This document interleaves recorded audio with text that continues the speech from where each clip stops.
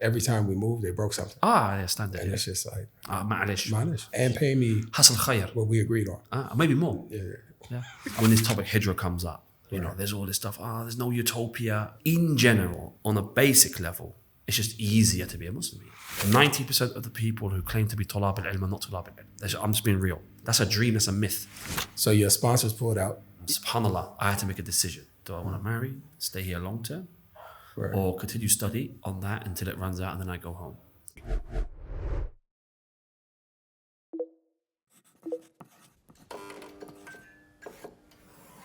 Get your copy of the Hijrah Handbook at book.makehijrah.com. Bismillahir Rahmanir Rahim. Assalamu alaikum wa rahmatullahi wa barakatuh, and welcome to the Make Hijrah podcast. Today's guest is our brother and our friend, Aziz Abu Saleh. Aziz started his Hijrah journey over 20 years ago. He's a unique brother because he's combined seeking knowledge with living and working in Egypt. So tell us a little bit about yourself, man. When did you accept Islam and where? Okay, yeah. So I'm from the UK, Oxford, close to London, for those that don't know. Small city, but pretty famous because of the universities. Right. And accepted Islam right after leaving school. I kind of believed in Islam from like, you know, what you call high school, but accepting Islam, practicing, taking the Shahada was probably it was a long time ago now. After September 11th, not before. It was around just after September 11th sort of times. So why didn't you just stay in Oxford? I'm sure there's a Muslim community there. At that time specifically, there wasn't really. There is a Muslim community. Right. But unlike London and Birmingham, the revert community at that time was tiny. And then the Muslim community is not very active. You know, there wasn't much going on. You had a couple of masajid, but there wasn't much, you know, there was zero support systems. It was like, if you had friends, that was it. That was your support system. Right. There were no lessons. There were nothing to do. It was very cultural. So like the Bangladeshi mosque, it's called the Bangladeshi mosque. Right. So it was kind of cultural, you know, East Asian, you know, Pakistan, Bangladesh. Right. That was it. A brother, he's like, you know, go to Egypt, study Arabic for 6 months. Right. Yeah, I told you the story before. So, We'll pay for the ticket and we'll sponsor you for the 6 months, and then after the first month.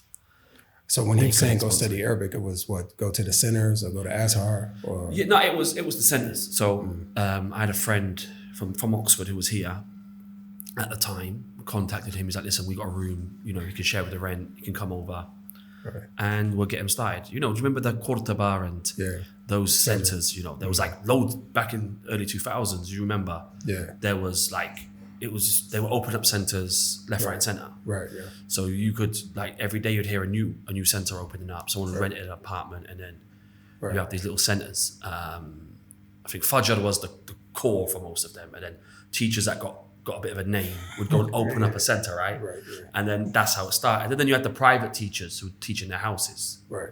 And back then, if you remember, it was like 10 Janae an hour, 15 Janae an hour. Right. It's like a pound, an English pound an hour. So it was cheap. So what were your first impressions, man, when you I got off the plane.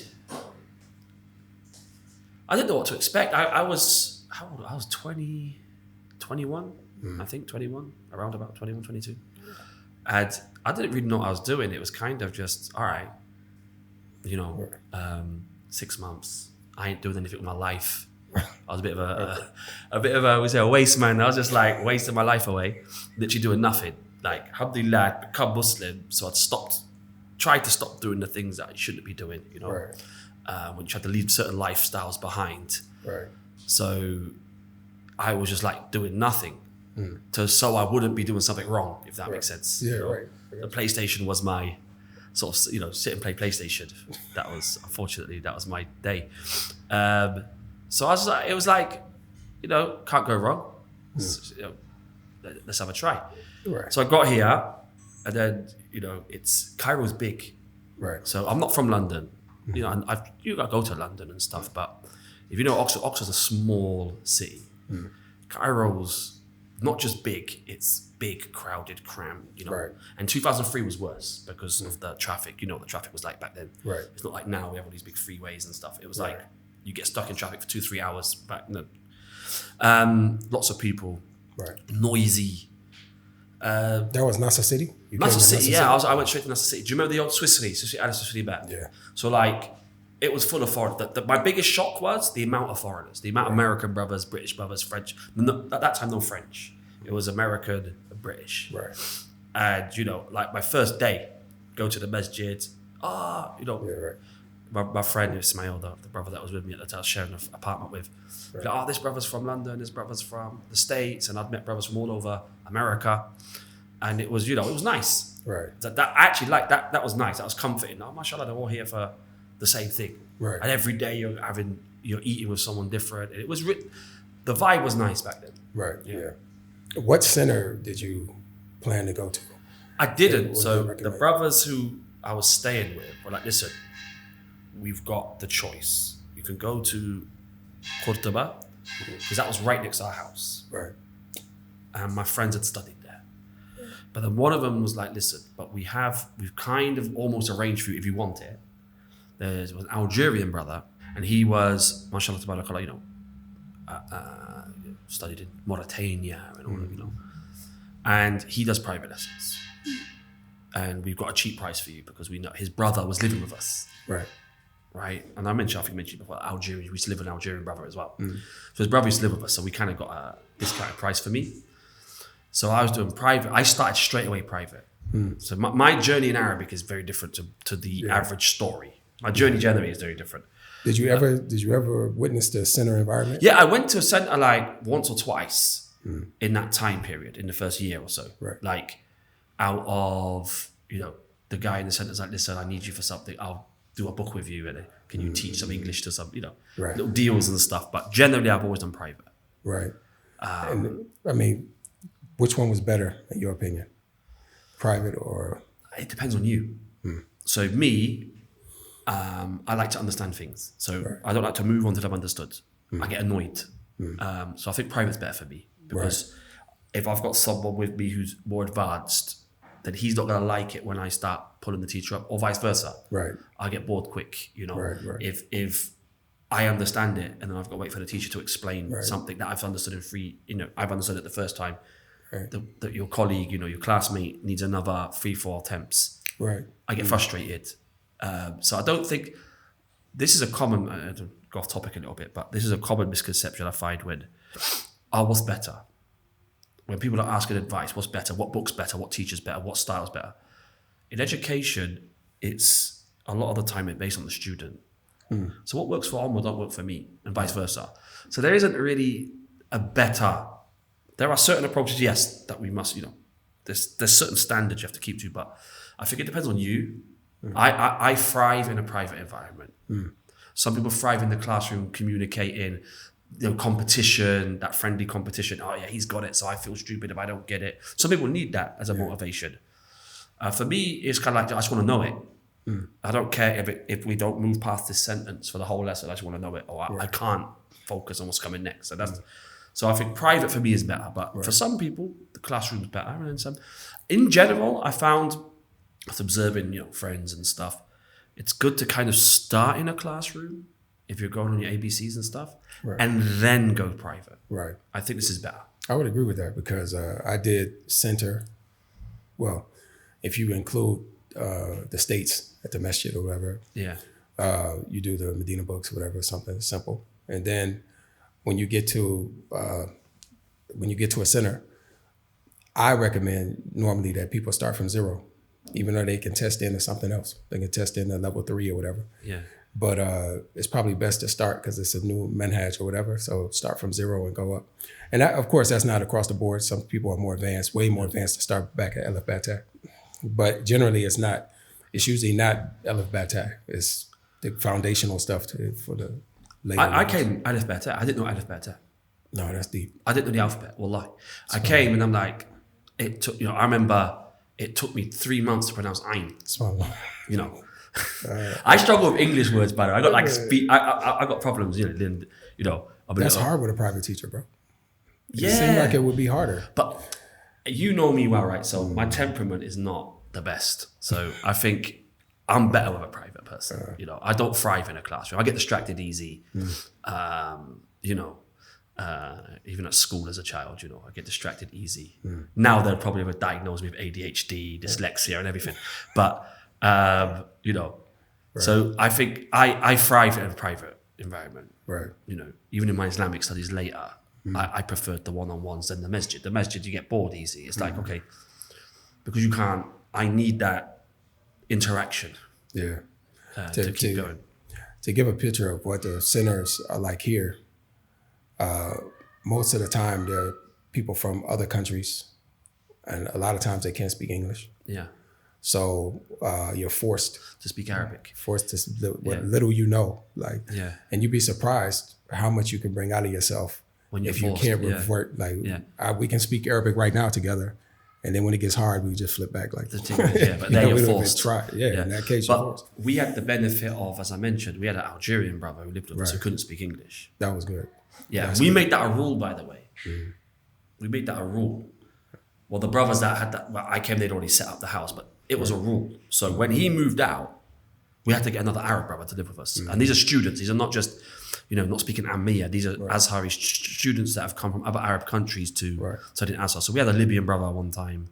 In that first year, we had 2 Algerians and a Libyan. And that was the rule. We didn't even charge them rent, by the way. It was like, that was the rule, that they come so that we can practice Fusha.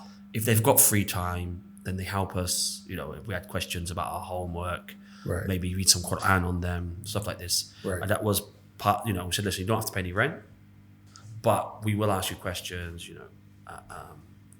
sort of like it wasn't, they didn't have a schedule they have to attend. So if you've got some free time, can I read this ayah on you? Can I read some Quran on you? Can you help us with understanding this and so on? So I mean, did you find that to be an effective way? I mean, it doesn't seem, rigid enough to benefit from doing that. It might not be rigid, but it's consistent and it's always there. So daily you were speaking Arabic. Daily you had someone to return to help you. Right. So you had the brothers, so like your friends that could explain stuff, because like I came, everyone else in our house, there's like 4 of us sharing a house. Right. An apartment. And, I was the least I was the newcomer. So I was like Alif Beta, and they had already done, some of them were memorizing Ajurumiyya, some of them were, studying Deen on the side. So there was help. Right. You learn more outside, I'm not saying learn more, but you need homework. So that, you need a lot of homework. It's a language and you need practice. Right. So the brother that came would give you the homework and then. Yeah, so the homework would come from the class, and then at home or back at the apartment, you had help. If I was struggling, they'd help, So I found it beneficial. Yeah, man. I mean, like you said, I get that point that everyone has their best way to learn, So you originally came for 6 months. Yeah. Right. So what happened? Why didn't you just leave after the 6 months? Well, it's funny because in the first month, or less than the first month, I get a message from the brothers that were supposed to sponsor me for the 6 months that they can't sponsor me. Right. So. Right. Okay. And I didn't really panic. I was just a bit, all right, because I realized how cheap it was, by the way. Like, I was living off English pound a day. Right. Which was 10 junay or 8 junay or something. What can you get for that? Back then,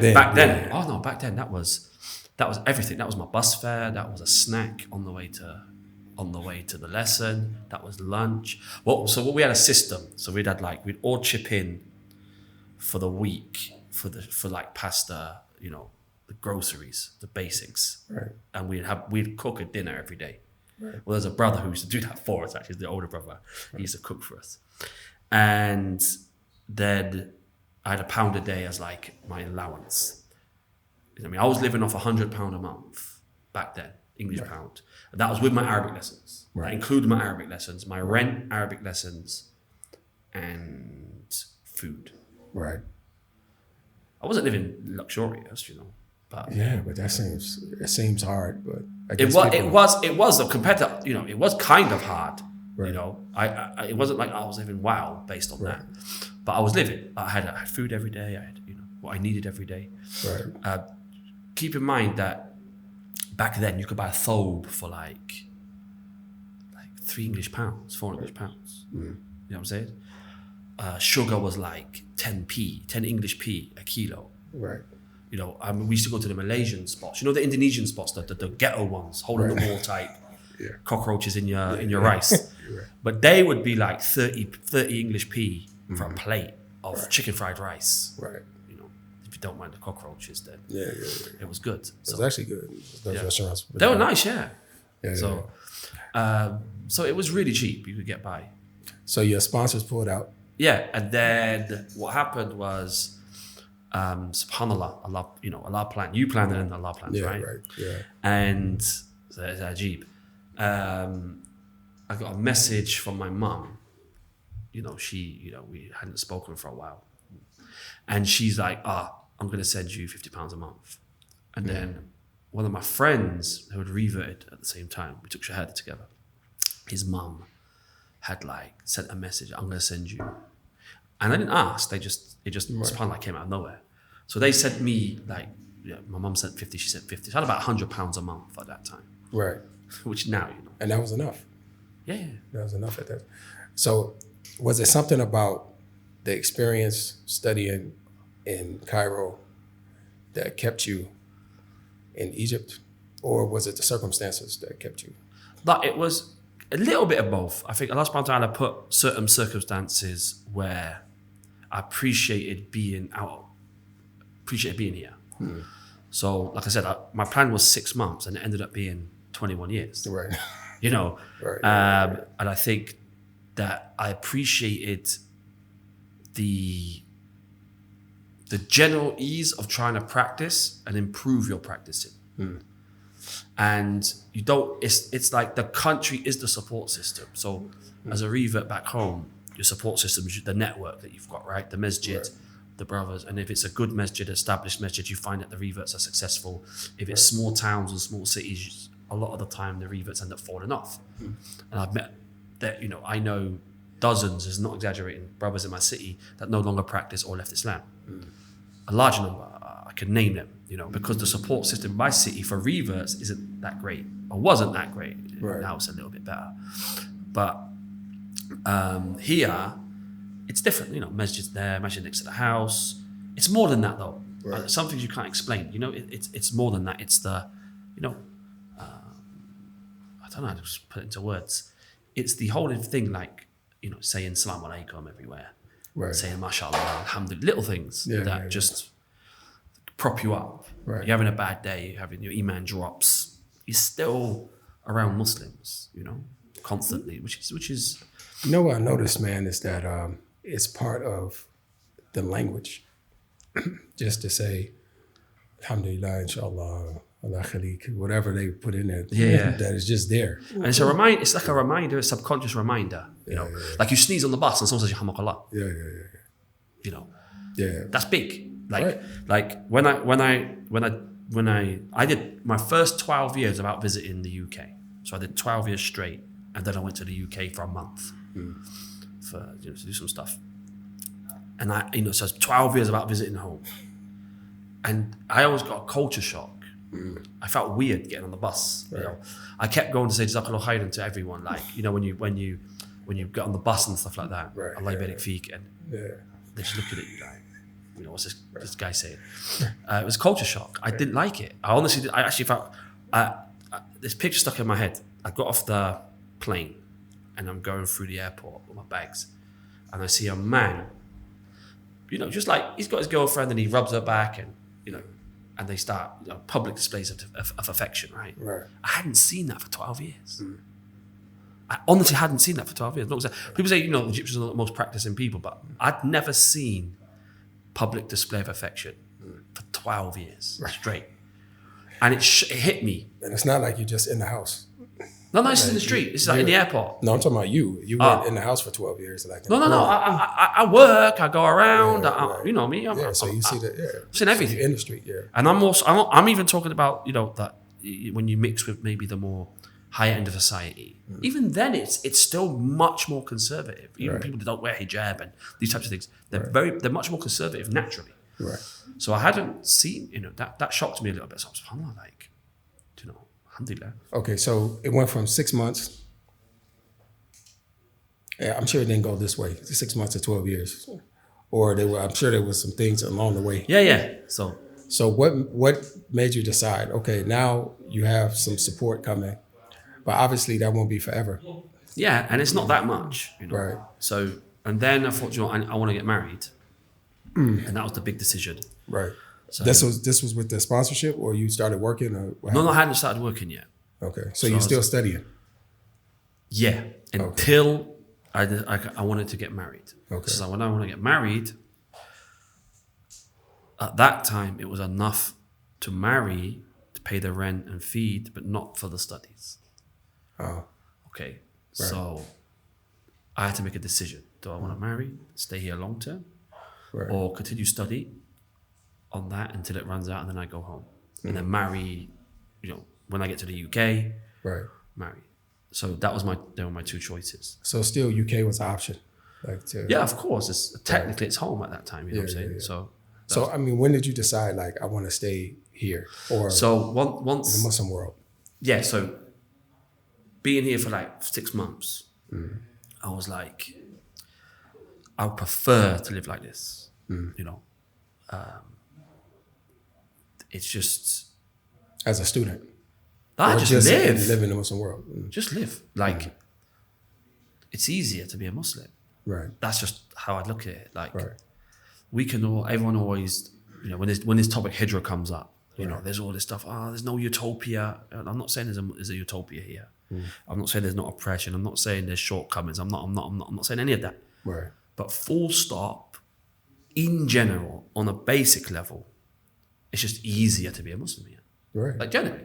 Yeah. You can argue, but I can earn better money in England. And okay, for you, that might be the case. Right. But just in general, it's just easier being a Muslim. I don't have to look at the foods. Is it halal, haram? Look at the packets and the simple stuff. Right. I think we take that for granted, by the way. That's the thing that I think about. I don't think about the other stuff. I don't think about make hijrah because you can study. No, not everyone has to be Talib in. Right. That's a dream. That's a myth. Do you need help relocating to Egypt? Make Hijrah Egypt is your trusted partner for a seamless move to Cairo. From expert consultations to personalized support, we make your transition effortless. Next stop, Egypt. 90% of the people who claim to be Talab al-Ilm are not Talab al-Ilm. I'm just being real. Yeah. They got some Arabic, Allah yubarik lahum. They've gone for a book or two. Right. But no, they're not. They're going to do that for a few years. We've seen it, right? Hundreds of times. They do that for 3-4 years, maybe 5 years if they're good, you know. And then that's it. They go get a job, they go home, they get a job, and that's it. You don't hear anything from them again.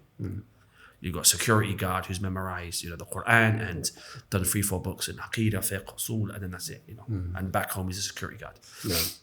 Not knocking that, by the way. Yeah, right. But I'm saying the reality. Right. So it's just easy to be a Muslim. That's all it is. That's it. I don't look at the other big stuff. You know, so then I got married, alhamdulillah. It's a story in itself. And then I had the option, maybe go back, take her back, stay here. But you know what? I want to stay here. Well, I'm going to make the niyyah of hijrah. I'm not going back. I struggle. I don't mind struggling, you know? Because I'm going to struggle back home. I'm not from a wealthy family. At that time, I wasn't well educated. So anyway, in my head, I'm going to struggle in the UK for UK standards. Right? Here, like, I live okay without actually doing much, like, because how cheap it was at the time. And then, obviously, like you mentioned, support can't last forever. Now I have to start making my own money. And then the option of teaching came up, and you know. So let's talk a little more about the seeking knowledge part, because back when people used to come, fresh people come, if you're in the car and you say, Yeah. Khushimin. Khushimin, He yeah. thinks like, yo, this guy, like he's achieved something. Yeah. And I think that we have some low expectations of what a student is, right? Not people who know they know, but people from the West generally, you don't have anything. You might have Elif Batat, and that's or a few words or something. So, do you think that seeking knowledge, you understood it better by sitting with the people seeking knowledge? And I'm not talking about us. I'm saying like the Algerians and seeing what a real student looks like and the real sacrifices the students make. I mean, would you say that helped you understand where you were, your reality? Yeah, that helped a lot. And the advice they would give was extremely helpful. They have a different approach, to knowledge. The Arabs generally. Right. The Eastern, I wouldn't say Arabs, even the Africans, and they have a different approach. I think in the West we're unorganized in our knowledge, methodology. I think there's a lack of a methodology. Reality, we jump from things. We jump from topics. There's a lot of hot topics. Right. Back then it was where to put the hands. Brothers would have an hour, 2-hour conversation about placing the hands in salah. This is the truth. You've seen it. Moving the finger. The hadith of moving the finger is weak, and hours. Jarh wa ta'deel. And so they would talk about just random topics. And I never met a brother who had studied fiqh from beginning to end, for example. Zero mu'amalat, zero. Half their job, they do online businesses now that, haram, because they have zero knowledge in this issue. Because in the West, we're kind of, especially back then, there's been improvements, but it's very unorganized. We jump from topics. Right. And when I noticed a tadarruj, taking things step by step, and a system in your study. So this is the first book you do. Why? Because to understand this book, you need to understand this book, and to understand this topic, you need these sciences. Right. Yeah. So they would brothers literally. This is not exaggerated. Brothers with no Arabic have never studied talking about al-jarh wa ta'deel. I mentioned in principles of jarh wa ta'deel. The jarh, which is muqaddim ala, this is a jarh mufassal, but if you ask him what mufassal means, he couldn't tell you. If you ask what jarh means, he couldn't tell you. Not studied bayqaniyya, not studied, So that was the help, where you get, some sort of structure. In the West, you kind of go get what you can. There's a brother giving a lesson on Tafsir ibn Kathir. Then they run over. There's a brother giving a lesson on something. And then, is that brother qualified? Is he knowledgeable? Is he not? That's another kind of works. Right. And then the illusion I've noticed from us as Westerners of he's a layman, ammi, he's ammi and we're laymans, or they're laymen, and then I'm a talib. Why are you a talib? Because, based on what? It's concept of I grow my beard, I have my thobe on, and I'm going to attend a few lessons. I'm not a layman anymore. The confidence in which we speak on issues, the way we argue, Right. before we learn.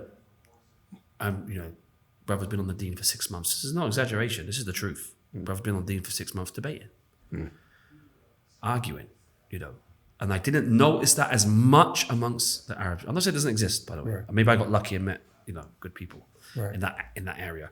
But generally, they were more serious. They would, they knew where to start. Because remember, Islam as a science, or as knowledge, as a knowledge base, it's almost part of the culture for a lot of people. In the Arabs, they have a heritage. They can trace back. Meet someone who's like, yeah, my great granddad was Sheikh Al Azhar, or my great granddad was Sheikh such and such, or Right. So it existed for 1,000+ years. Right. Whereas back home, it's new for us. Right. Islam, in the way we see it, is very new. It was just immigrants at one point working. They had a little masjid, and that was it. Now, in the last, say, maybe 30, 40 years, or even less, it's a real community. Right. I noticed that people kind of know their place and their position. Like you can't go to, or people won't go to the guy on the street that he may be able to speak a little Arabic or something and ask him a question about deen. Or even take seriously someone who, well, you have it. I mean, but it's not the common thing. Like you do have some guys that came propped up from somewhere, we don't know where, and now they're doing this and that. But generally in the Muslim world, like you have a khatib, you have someone's appointed to do things. And then you have these side places where you can find some guy, right? And even me, when I was, you know, if I'm out in a thobe or something like that and they see a beard or something, somebody will come, yeah, sheikh, let me ask you. And I'm like, I'm not a sheikh, no. So, you know, I think that in the Western context, if you do know something, if you do know Aleph Bet Ta, it makes you more knowledgeable than majority of the people. Or if you did sit down with somebody and go over a Fatiha with them and you can recite it halfway decently, then it makes you, okay, you lead the salah. So it makes you something. Whereas here, people, he's an engineer, this guy, and he's a doctor. And he takes his Islamic, for the most part, there's exceptions always, but he takes what he's learned from Islam to apply it in his life. And it's not some theory or some knowledge competition or something like that. You know, that's kind of what I noticed living in the Muslim world. Yeah, it's different, like, because the standards are higher. You know what I'm saying? So, as you mentioned, like, it's literally, you'll find people that don't really know how to make wudu in England. And it's not exaggerating, like, you know, they kind of know. Like I said, there's big improvements, by the way, but we've got that level where people are, you know, very basic level understanding of their religion. And here, obviously, the language is the key, isn't it? Language and the culture. So culture, it's there may be things which go against Islam, but the core of the culture is Islam, right? And you'll even find that there are practices where you think it's cultural, and then you find, subhanAllah, that's a madhab, that comes from the days when, you know, everyone was Hanafi, or the government was Hanafi, for example. It still exists. And this is not just Egypt, by the way. This is found in Morocco. It's found in Algeria. It's found in all of the Muslim lands. So there's a standard. Maybe this is a clear thing. Growing up when I first became Muslim in the UK, when you heard someone was Hafiz, that was like, wow, wasn't it? Yeah, and it should be respected, 150%. Here, amongst practicing people, if your sons or daughters are not really Hafiz by a certain age, the very religious communities here, they call them multizameen, right? That's standard. It's literally a standard. You know, like my son's at school, he's in year 9, equivalent of grade 9. Like, he's got friends that have ijazat in the Quran, riwayat. He's got friends, can you imagine, have more than one qira'ah at 13, 14, 15 years old. And no one looks at that kid as wow, like in his circles. It's like, okay, mashallah. It's like, mashallah, Allah yubarik. And then that's it. No one asks him to lead the prayer in the masjid. No one asks him to give a dars. Right. It's standard. But you do have ignorance here as well. Like, I have been stopped, Sheikh, can I have a question? I have been asked by taxi drivers. So it does happen. But I do get what you mean. I know people who give the khutbah in the UK, a few brothers who are originally from the Arab lands. And if they were in the Muslim land, they would never be expected, able, allowed, respected enough to talk about their religion. This is the truth. Like, I know one or two that are called sheikh in the UK, and they're highly respected in the community, and they're really good people, by the way. You know, I'm not belittling them. I'm just saying, if they were in the Muslim lands, he's a practicing mechanic, or he's a practicing chef, or he's a practicing teacher or something. You know, they'll call him sheikh. You know what it's like over here, isn't it? Like, hey, sheikh, you know, you've got a beard, maybe wearing a thobe or something. But that's about it. He would never give the khutbah. He wouldn't be allowed. You know, he wouldn't even himself. He wouldn't, you know, put himself there. But I'm not saying he's wrong, because maybe in his community, he is, you know, the most able, most capable. At least he pronounces the words correctly. He's memorized Quran. He can mention a few hadith. He can, you know, he could bring some statements of the ulama, speak about very general topics. Assalamu alaikum wa rahmatullahi wa barakatuh. This is your brother Hamza from the Make Hijrah channel. Now, many of you have requested consulting services from us, so we have created a page just for you. So we're not going to get into your achievements, right? But let's just say, mashallah, that you studied and you dedicated your life to that. So, but you have people that when they think of Hijrah, they also think of seeking knowledge. Yeah, they see it as like these are synonymous. It's like a part of the package. Yeah. Right. So you have people that, I think a lot of us, most of the brothers I know, started that way. Like we came and said we want to learn Arabic or we want to memorize from the Quran, and that was our motivation to come to the Muslim countries. Then after being here for a while, we said, what's the point in going back? Some brothers want to go teach and they want to do stuff. But then even that, I wouldn't knock that. I'm not going to say anything bad about that. But I think sometimes we are not there.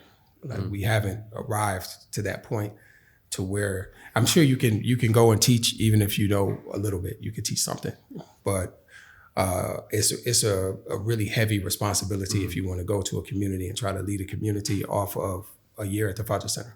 So since you've taken that path, and of course you can look back and say, okay, I would have done this differently. So what kind of roadmap would you give a person that's saying, okay, I'm not going to just go there, sit and just pay cheap rent and, eat at restaurants and whatever. I want to also learn something. And us establishing the fact that it should be some type of tadarruj or something. Yeah. It's not just, I'm about Jawat Hadil, I'm Mustalah Hadith or something. You don't have Elif Batai even or anything. Yeah. So what would you recommend? What path should a person take to build himself up to where that it should be the knowledge that's for me? Are you talking in the context of Hijrah, meaning I plan to live here, or just the general? I would say for a person that wants to live here, but also getting the right mindset. Like I shouldn't say I'm learning this so that I can show this person. Or so of course, the niyyah should be. I'm learning this for me, my soul. And then possibly the larger community. The larger community is kind of like a byproduct of that. Of that, yeah. Yeah, because once you start to learn, of course you want to share knowledge and help people and that type of thing. But before that, what is the course? What would you recommend as a course of action if they come to a place like Egypt in particular? Yeah, so the first thing is, like I said, the intention. And you're not going to learn just by being somewhere, right? So it's not like I'm here, so I've learned, like them attendance certificates, I attended. Right. It's true, but a lot of people think, okay, I'm here, so I must, it's not that. It's effort. It can be boring. It can be strenuous. It can be stressful. It can be frustrating, at times. So that's the first thing, is that you should know that it is work. And it might not be for you. You might not like sitting still for an hour, 2 hours in a lesson and, realizing that you don't know anything. Because sometimes as well, remember, in our communities, we could be seen as the knowledgeable brother from the circle. Right. And then when we come here, or we're in the lesson or with the sheikh or with a teacher, and you realize that you're not the knowledgeable brother anymore. And you need to sometimes, that needs to be understood from the beginning, that we're going to, this, I would say one of the most important things is financial stability. You need to have some sort of financing, whether it's savings. Obviously, if you look at the live forever, very long term. So I'll break it down into two types of people. The 1, 2, 3 year brothers, the ones that come for that period, maybe the ones that will go to Azhar for 6 years or something like that. That's different. I wouldn't recommend they work, unless they have to. But if you're less than, if you're that sort of time frame, either have savings for that and then just focus, because it's going to be intense, and get as much as you can, because you might not get this opportunity ever again. Right. Or have some sort of income coming through, whether it's family, whether it's some sort of passive income, whether it's you're an entrepreneur or something, or maybe even if you're doing online a few hours a week, where it can sustain you. But if you're looking long term, decade, 2 decades, like we've been, the 20 year plus, then you probably need to work or have some sort of business project or something on the way back. These are two different things, by the way. Right. So the key, as you know, I teach. So, and it's hindered me. I'm going to tell the truth. I know for a fact, if I wasn't working, I could study a lot more, but I wouldn't have the money. Right. So it's a double-edged sword, So I think that time management, and I'm not the best at this, I'm very unorganized, but time management is key. Knowing that, okay, if I'm going to work, this is how much I can afford to work. And then for the studies, I have my study time. So that study time is it's non-negotiable. Right. in your schedule. Right. You know, that time is an hour, 2 hours, 3 hours, depending on you, what you've got. And you'll see that because it's long term, those little, you might not, when you're comparing yourself to the brothers that are on their 2 year and they're every day with doing, but that's not you because you haven't got that luxury. But you'll find in 10 years time, there's a big difference between the two. These guys have done the 3-4 years, they go back and then back in the rat race and probably, and alhamdulillah, you get to maintain and keep building and building and building and building. Right. It becomes easier to study and so on. So time management is key. Financial stability is key. And finding someone to guide you, not just picking up any book you can. And then I found that you learn a lot more from private lessons than the general lessons in the masajid or those, that they have, which they could be big scholars, by the way. It could be alama, and you go to the lesson and you benefit. But I found that you can, because your time's shorter, because you're working, full-time job and stuff, family, you find that an hour and a half, 2 hours with a professor, PhD in, say, Usul al-Fiqh, for example, one-on-one, or in Mantiq or Ilm al-Kalam or something. And you go through the text word by word, just you and him or 2 or 3 brothers, very small group. And, he's making you do i'rab of the sentence. And then he's pulling you up on the meanings of words and checking your understanding regularly. Then this is far more beneficial. You might not be able to tell people I studied with Shaykh al-Allama, but you can open a book and you can explain the book. Right. And I think this is the key for people who want to do the long term. Right. The general durus in the masajid are nice, but you're very limited to the depth, because it's a general lesson for, you've got the people there just attending for the barakah, and you've got the talib al-ilm. Don't get me wrong, don't leave them off. But if you've got a very limited time, then try to benefit from. And you've got lots of them in this country, people PhD in Islamic sciences can go through a book with you from beginning to end, page by page, letter by letter, word by word. I think that's the key. I want to ask you about that, man, because maybe some people don't understand where, if you come to Egypt in particular, Cairo in particular, right? How far can you go? Is it, I'm talking about Almian, is it, you could just stay here forever or stay here to the end of your life learning? Is the knowledge here for that? Yeah. I'd say it's one of the places where it is. You have the different sciences. It may be better in certain sciences than others, and this is historically, as we know, people, certain countries, certain areas were known for certain sciences. Egypt's always been a stronghold for things like ulum al-aqliya, things like usul al-fiqh, ilm al-kalam, mantiq, until this Arabic, ulum al-ala, they're very strong in these sciences. You mentioned ilm al-kalam a few times. Yeah. And that's a dirty word to people. Can you explain So that? what we mean, if we're going to be general, we're talking here aqidah. Okay. Right? It's used basically as aqidah, but the way in which aqidah is taught. So traditionally there's been the athari approach, which is, حدثنا قال سفيان الثوري قال Imam Ahmed قال. And then ilm al-kalam, basically just some of the kalami arguments, for the aqidah. It's more of an approach than the actual aqidah itself. I don't mean philosophy here. And if you want that, it's here, by the way. Arab philosophy in Arabic, it's here. And they're pretty strong in that as well. So that's what I mean by kalam here. So a bit of aqidah, you call it what you want. But they're very strong in that. And then some are easier than others. If you're a Shafi'i, the Shafi'i, Hanafi, then you've got Malikis as well. You've got some Hanbalis. I'm Hanbali, that's my madhab. It's not as rich as the others, but it's here. And but for things like Usul al-Fiqh, it's a very good place to be for these sciences. Right. Language, definitely, alhamdulillah. Quran, that's a given. Yeah. That's the standard. You'll meet people, ashara qira'at, that we would consider them, by looking at them and the way they talk, awam back home. I wouldn't respect them.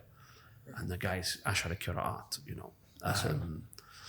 that's his life. And then some people realize that's ilm. He's an alim. If he knows that well and the mutashabihat and all of these things, and the differences between the two, he's an alim, and we got to respect that. He might not know fiqh and usul and hadith and all of these things, but he's an alim in his own right, and deserves to be treated as such. That's common here, by the way. As you know, to find someone with multiple qira'at is it's a blessing. Like this country, in those areas, is a blessing. All of my problems in Egypt that I feel are 90% of them are dunyawiyan. Like their poor organization, incompetence in so many areas when dealing with things. Buying something, have to return it. Like this is regular, by the way. It's like the guy comes to repair the fridge. It's worse than when he first came, and then you repair it 3-4 times. I stop repairing things. I just throw them away and buy a new one because he's gonna wreck it. He doesn't know. He won't say I don't know how to repair it. Right. He'll try. It's a weird type of incompetence, though, bro. It's like asking your little brother to do something, or no, it's maybe worse. Because it's more like they expect you to pardon them for. Oh no, I've had a plumber sit in the bathroom, stare at the thing he's supposed to fix for like 5-10 minutes. He's just staring at it like this. And I just said, look, here's the money, go, man. Because I know you don't know. Because I can see him, he doesn't know what to do. Right. But he's not going to say that. He's going to try. Right. And when he breaks the thing, because he will break the thing, he's not going to compensate. He's not going to... Forget compensation. It's not... Culturally, it's not a thing over here, by the way. Bro, I didn't know that until they broke something moving. Yeah. Every time we moved, they broke something. Yeah, standard. And it's just like... Ma'alish. That's your compensation, ma'alish. And pay me... Hasl khayr. What we agreed on. Maybe more. Yeah. Oh, yeah, it's more. Yeah, it's more. Yeah, Ask for more at the end. Compensate. I actually spoke to a guy. We were talking. He was a bus driver for my school. And we were having a conversation, just generally. We was just, I can't remember how it went this way. We was talking about either, doctors, malpractice and stuff. And this is the conversation, it's about malpractice. And it's like, in the UK, generally, there's, compensation, you could sue. He said, yeah, but that's haram. I said, what do you mean? He's like, compensation's haram. So, I'm like, nah, not if there's, negligence, true negligence. Then... So I don't know. It's not even in retail, right? The compensation is not a big thing. Like let's say there's an item and it's broken, they don't really think about deducting the price. It's take it at full price or don't take it. They expect you to take it at full price, by the way, even if it's broken. So it's the cultural differences. This is my biggest problem. I haven't faced real problems religiously, like generally. I think all of my problems all the hard times have come from these things, which are difficult, by the way. It's not easy to constantly. Right. So in conclusion, for the person that wants to make hijrah and include in that, let's say he's retired. Like you have some older brothers that, they're retired, they get a pension or Social Security or whatever they get. And they say, okay, I want to go to the Muslim world and live, but I don't want to just sit around all day. I want to, and I know that's different from a young guy. I know it varies, but I mean, generally speaking, where do you start? Hard to say, does he know Arabic? Does he not know Arabic? I know it's a bunch of nuances to that question, but if he wants to go, start learning, but also with some type of program and not just anything or wherever he thinks. What's your recommendation? Obviously, you need the Arabic. It's impossible without the Arabic. Study. Get your Arabic sorted out first. Focus on Quran. That should be, especially the older you are. Right. Make that your goal. And just like anything else, business is something I'm not very good at. But you need people around you, network, right? People are going to point, and the knowledge is the same thing. Right. Then once you build that network of people who are like-minded people, you'll start to find where the lessons are, and then think about what you need. Right. What's your goal at studying? So, for example, there was a time where everyone's hadith, and I was at one point, that was one of my first loves. I wanted to study hadith. Then I realized that I'm not that helpful to the community that I'm in touch with back home. My WhatsApp groups and stuff like that, because most of my questions are: if this happens, am I still married? If this happens, do I owe this person money? If this happens in Salah, is my Salah accepted? Maybe once in a blue moon, is this hadith authentic? what does shadh mean? What's an illah in hadith? So I said, you know what, to be a help to my community, the brothers that I still in contact with, it's almost unlike me, but they're back home. And even around me here in Egypt now, alhamdulillah, in the schools, even some of the Egyptians, they ask me questions. They come knock on my office door where I teach and they ask questions. So I think that fiqh was, I changed my trajectory because that's my goal. But I have friends who are very well versed in hadith. That's their thing. So because they want to do research, they want to write, and then that's their goal with studying. So look at your goal. Start with the ibadat, start with these things to fix yourself, as you mentioned correctly in the beginning. Fix yourself spiritually. And that's something a lot of us didn't do at the beginning. We were shown we didn't know what we were doing. We were just running around, getting what we could get. Start there and then build up systematically, step by step. Beginning texts, the primer texts, they're put there for a reason. These were great minds that scholarship was their forte. So they put things together for a reason. There's a reason Waraqat doesn't have all the masail. There's a reason that Nukhbat al-Fikr doesn't have everything that's found in. There's a reason Tadrib al-Rawi has lots of different mentions the khilafat, but other books don't. You know what I mean? See, so there's reasons for that. Right. Don't just say, I don't want to start at, this is what salah means and this is how you pray.